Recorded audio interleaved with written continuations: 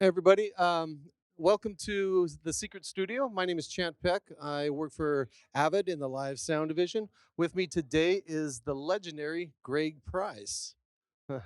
Greg Price is out mixing Metallica in the second year of the 72 season tour, I believe. But you've been with them 4 years now? For Yeah, about 4 years? about 4 years. Okay, cool. So we'll get to that in a little bit, but I wanted to kind of go back and just kind of explore where you came from. I've known you for what, maybe 15 Forever. for 15 plus years, maybe at this point in time. But there's a lot of things, in your early career days that I don't know a lot about. I don't know. I know you did some studio work and things like that. So it'd be good to just kind of get the origin story of Greg Price. Um, if memory serves, your older brother was a Younger. oh, My it's a younger younger brother. brother, Okay. Steve, Steve was a drummer for Pablo Pablo Cruz. Cruz. Right. And that was mid late 70s time God, I frame, right? can't even remember that far back. It was in the 70s, mid Okay. 70s. So was that what got you? So I guess the question is what got you into the business? Um, This is so hilarious. Um, I actually was running a furniture shop here in LA, and my brother comes to town and he goes, "You got to come by and see this." I go, "What is it?" "Well, we're making a record." "Really? Making a record?" So I go into the recording studio and I see him on his drums.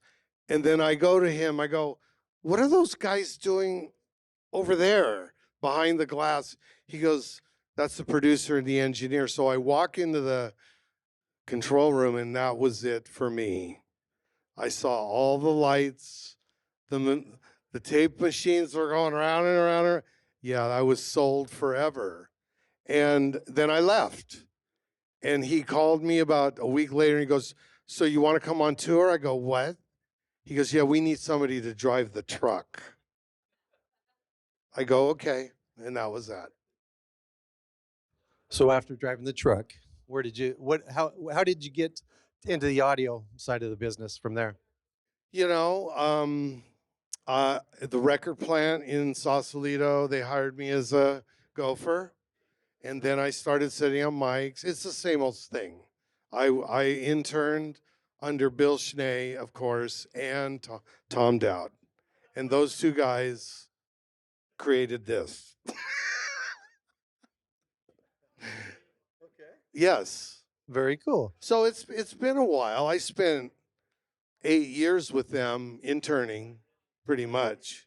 And then one day it was a lull in the studio business, and Steve Miller called me and he goes, "Do you need some work?" And I go, "Yes." And I went on tour, and that was that. And I've been on tour ever since. And so when Steve Miller called you, what were you doing specifically on that first tour of yours? He already knew about my work in the studio. And so then of course, I mixed front of house, produced the show, and worked with him on his show. He had just dropped Abracadabra.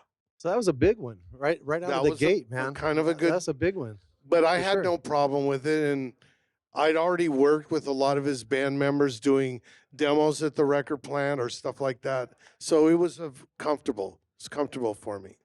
Very cool. And then after the Steve Miller stint, where did you end up from there? It's been a long journey. I'm sure it has. Well, I ran out of bands in Northern California. So I moved to LA, couldn't get a job. What time frame was this? This is in the 80s. And so Sharon and Ozzy called me up one day, and that was that. And then you spent some time with them, right? Yeah, How many like years about was? I 25 was gonna years. Yeah. say that was a few days with them. Um, and I mean, there were bands before Sharon and Ozzy, but they really gave me a gig here in LA. Otherwise, I was really struggling. okay. But you've and on and off, you mixed a number of other bands between that, Correct. correct? Yeah. So Correct. But it wasn't like it is now. It really changed my career. and then so what year was that you started working with Ozzy? 95. 95. Okay.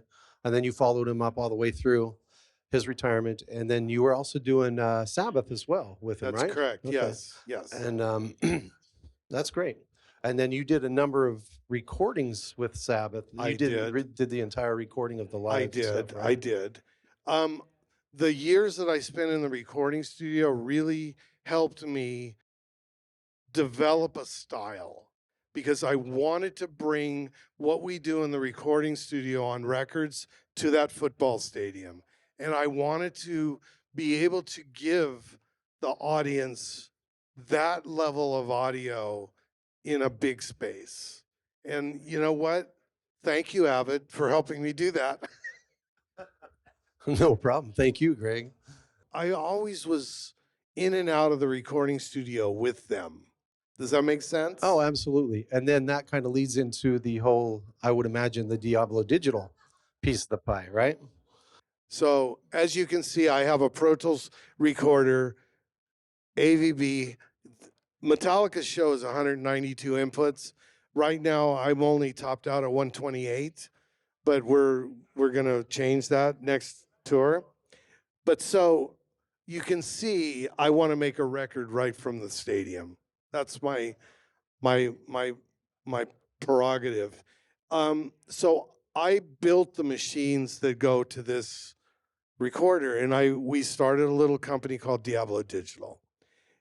And one day I had this idea, and I show up at Chant's house, and I'm in his kitchen, and I go, I'm thinking about building a recording company. And he goes, okay.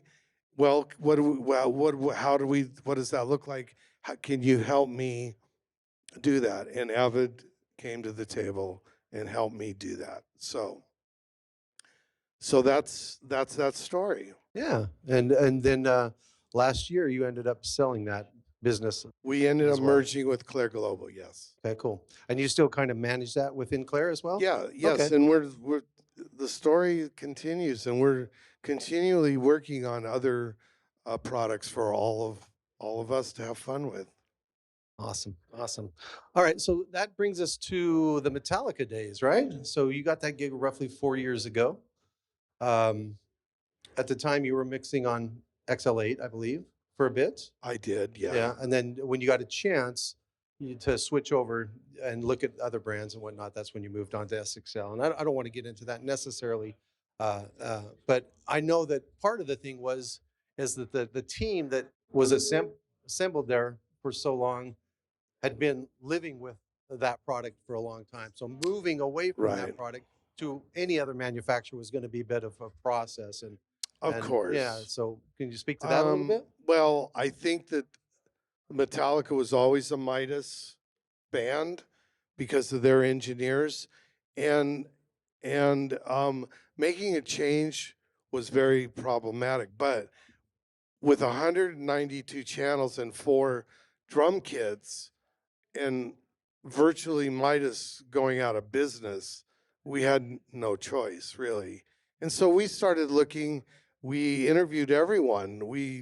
All of the just so you know, I am sort of agnostic to a console. I feel it's my duty to be able to mix on a Digico, an Allen and Heath, a Yamaha. I don't care what you put in front of me. Now, obviously, this is my friend, this console, but it shouldn't matter at this point. They're all amazing platforms. They really are. But in this case, 192 inputs, we couldn't do it any other way without the Avid infrastructure. The recording system alone has to be in triplicate in real time. There was no, sure, there were other solutions. This was a very economical, easy way to do it. Plus, we're on Pro Tools. All of the engineers who work in the studio with Metallica, they're all on Pro Tools. So it was an easy sell to them to be able to get where we wanted to go. Also, when the show goes down, those Pro Tools files need to be shipped to the producer to start mixing. And if there had to be another couple of hours for me to transcribe logic into Pro Tools so that he could work. Yeah, no, that is not part of the equation. Okay. Now, I have used other DAWs because of my company, and I'm a clever fellow.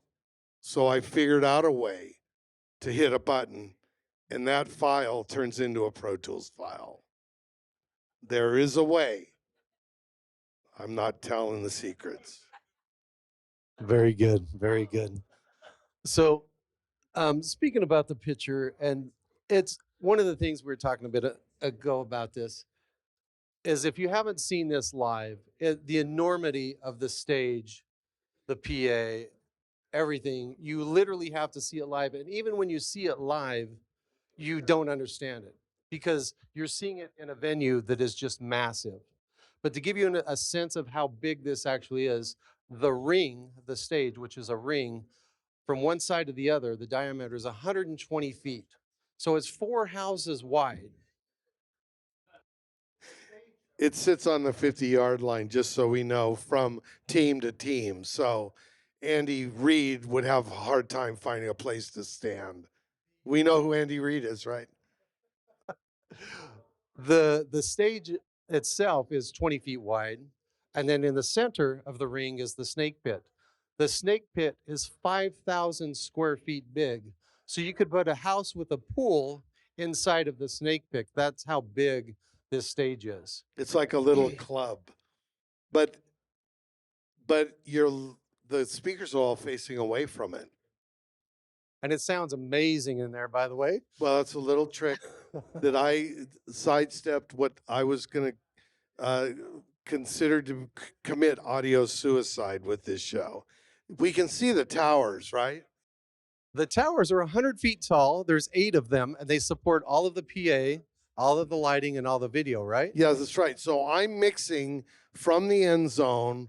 Those are towers 4 and 5, and the PA is my left and right. 120 subs, 288 Panther Meyer speakers. You've done 80 shows with this rig. Yeah. Over 3 million people have seen this show, and I broke that down. You're mixing for over roughly 40,000 people a night. Yeah, it's a little more than that. Yeah, but yes. Yeah, depending on the show and the dates and stuff. It's absolutely amazing. The size of this. Logistically, just getting in and out, and what are you talking time frame load in? Because this doesn't come in on one truck. So So the show's Friday and Sunday, so the load in starts on Tuesday. Sound checks on Thursday. So we have 2 days to put it up. is there a sound check on show day or no? Not with the bands. Okay. Line check and you're good. Wow. Okay. So and then are you on site the entire time? I am, yes. Okay, cool. Cool. Because of the show, how much does the sound of the show change based upon the venue? Because it's such a large stage, and you're just bringing so much gear with you. It's significant because it's an empty football stadium, which is meant to sound a specific way for a football game. Now you put 60,000 what is really a water bags. Put water bag, you fill it up with absorption, and it changes radically. Yes. And does it change dramatically from venue to venue, or is it pretty consistent? I'm just thinking in terms of sheer size of it. How much is that impacted by the venue at that scale? Pretty symmetrical. The ones that are the most difficult are the ones that have the most reflection. All right. Questions? We should get to questions. Yeah, for sure. What time is it? Well, let's wrap this up here, and then we'll go to a little Q&A afterwards. So, thank you everybody for attending the Secret Studio with Greg Price. Look forward to seeing you again.